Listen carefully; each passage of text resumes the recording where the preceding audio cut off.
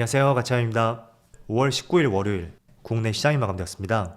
자, 오늘은 보시는 것처럼 시장 흐름이 그렇게 좋지 못했습니다.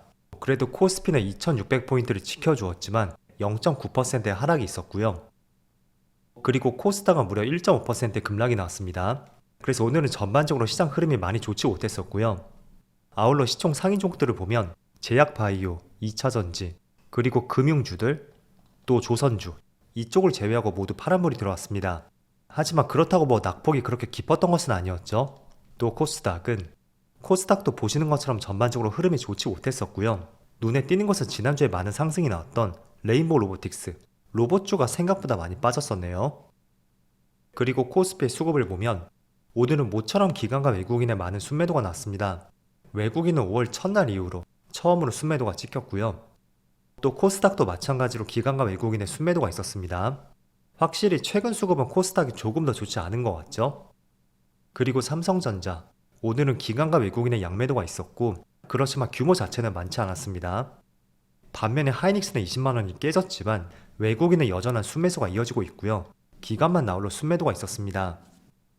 그리고 최근에 가장 좋은 흐름을 보여주고 있는 두산에너빌리티, 이 종목은 오랜만에 기관과 외국인의 양매도가 있었습니다. 그럼 이어서 주체별 매매 동향에 대해서 살펴보도록 하겠습니다. 5월 19일 외국인이 가장 많이 매수한 종목은 삼성 SDI, KB금융, 포스코퓨처엠, 한국항공우주, 삼양식품 이렇게 순서대로 매수했고, 그리고 기관은 한국전력, 한미반도체, 삼성바이오로직스, 삼성생명, 호텔신라 이렇게 순서대로 매수했습니다. 이어서 해외 증시로 보겠습니다. 일단 지난주 금요일에 미국 증시의 흐름을 봤을 때는 시장 흐름이 나쁘지 않았습니다. 나스닥도 다시 한번 빨간불이 들어왔고 0.5%였죠.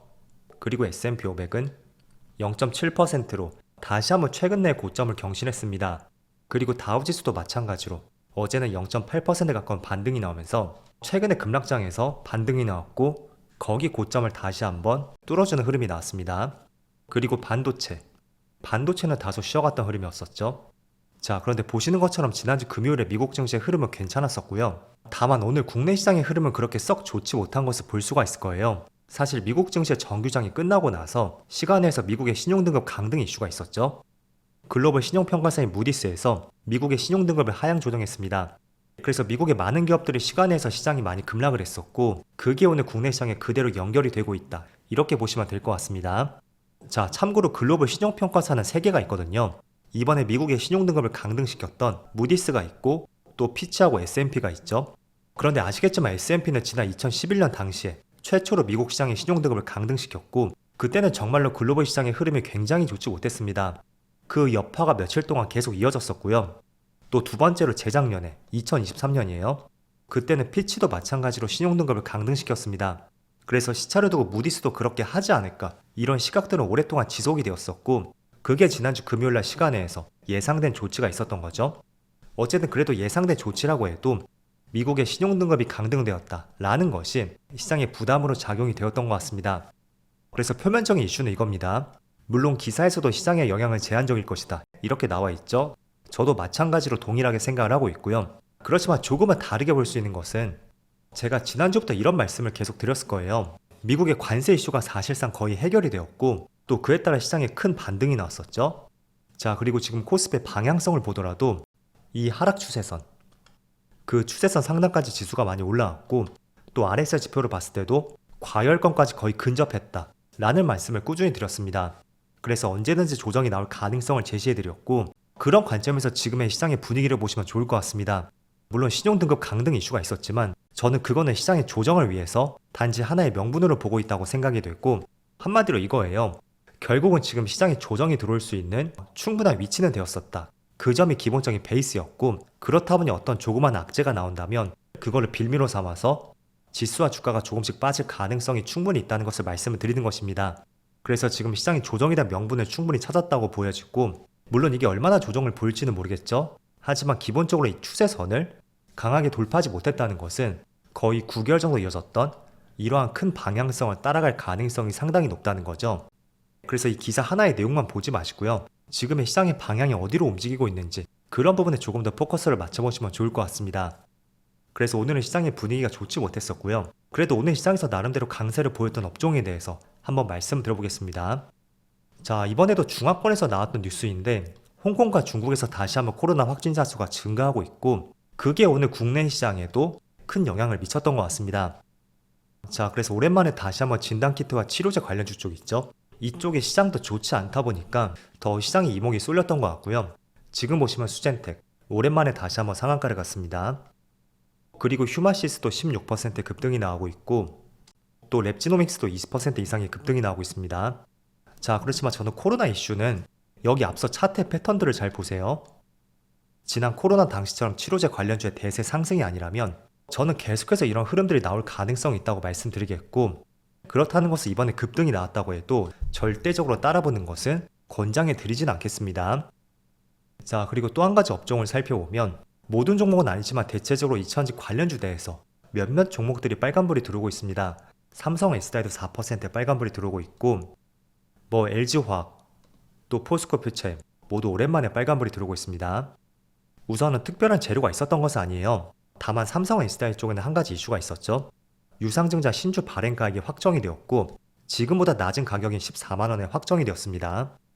그래서 그런 부분의 유상증자에 대한 재료 소멸 또는 생각보다 낮은 발행 가액 그런 부분들을 통해서 조금은 수급이 들어왔다고 생각이 되고 하지만 여전히 2000지를 바라보는 시각에 대해서는 저는 개선되기에는 조금은 시간이 필요하지 않을까 라는 말씀 드리겠습니다. 그래서 오늘의 상승이 어쩌면 하루 반짝에 그칠 가능성도 있고요. 아무튼 제가 선호하는 관심 업종에서는 오늘 반등이 나왔지만 약간의 결이 다른 것 같습니다.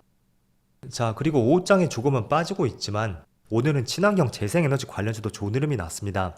현대에너지솔루션은 8% 급등이 나왔고 또 하나솔루션도 마찬가지로 물론 0.9%의 빨간불이지만 오늘 전반적으로 지수 대비 시장 흐름은 괜찮습니다. 또 일봉상의 흐름을 보더라도 확실히 재생에너지 관련주, 태양광이든 풍력이든 대부분의 업종들이 굉장히 좋은 흐름이 나오고 있습니다. 그래서 물론 지금의 위치는 몇 개의 종목들을 살펴보면 들어가기에는 굉장히 부담스러운 위치인 것도 있어요. 하지만 저는 시장에 관심이 쏠리고 있고 또 정책주이기도 하고 또 기관과 외국인의 수급이 들어오는 종목 그러한 여러 가지 분위기를 볼 때도 여전히 관심을 가져야 되는 업종이라는 것을 말씀을 드리겠습니다. 그래서 오늘도 좋지 않은 시장에서 선방을 하고 있다 이 점을 말씀드리겠고 하지만 솔직히 조금은 부담스러운 것은 사실이죠. 자, 그리고 또 추가적인 업종을 보면 남북 경협주도 오늘은 그나마 선방을 하고 있습니다. 물론 강한 상승은 아니지만 철도 관련주죠. 대아티아이도 빨간불이 들어오고 있고 아난티, 신원 모두 남북 경협주가 빨간불이 들어오고 있습니다. 일단은 남북 경협주에서 기대를 해볼 수 있는 것은 지금 국내의 대선 후보와도 굉장히 밀접한 연관성이 있는 것 같습니다. 일단은 가능성 있는 대선 후보 중에 한 명이 민주당의 이재명 후보예요. 그럼 당선이 되었을 때 북한과의 관계에 대해서도 한번 생각해 볼 수 있는 여지가 있고 그런 면에서 최근에 4월쯤에 시장이 크게 반등이 나왔던 것 같습니다. 물론 지금은 약간은 정체되어 있는 분위기긴 하지만 남북 경협주도 한번 관심을 가져볼 수 있는 섹터라고 말씀드리겠고 또 여기서 몇 개의 업종들을 꼽아보면 남북 경협주를 넘어서 재건 관련주로서도 한번 시각을 넓혀볼 수가 있습니다. 물론 우크라이나와 러시아의 협상이 좋게 끝나지 않았다고 해도 여전히 가능성과 여지는 남아있다고 생각이 되고 이쪽은 이슈가 조금은 중첩되지 않을까? 그런 생각도 한 번쯤은 해볼 수가 있는 것 같습니다. 그래서 오늘 좋지 않은 시장에서 나름대로 선방을 하고 있다고 판단이 됐고 어쨌든 오늘은 제가 몇 개의 업종들을 말씀드렸습니다. 그나마 시장 대비 좋은 선방을 보였던 업종들이었고 첫 번째로 2차전지 그리고 코로나 관련주 이쪽은 그렇게 선호하는 업종은 아니라고 말씀드렸죠. 다만 친환경 재생에너지 또는 남북 경협주 이쪽은 조금 더 한번 관심을 가져봐야 되지 않을까 라는 말씀 드렸습니다. 그래서 오늘은 시장이 좋지 못했던 만큼 어떤 업종들이 그나마 선방을 했었는지 그 부분에 포커스를 맞춰서 말씀드렸으니까 오늘 저녁에 스스로 한번 공부를 해보시는 것도 굉장히 많은 도움이 될 것 같습니다. 자, 그럼 늦은 시간까지 정말로 수고 많으셨고요. 저는 내일 영상에서 다시 찾아뵙도록 하겠습니다. 모두 즐거운 저녁 되세요. 감사합니다.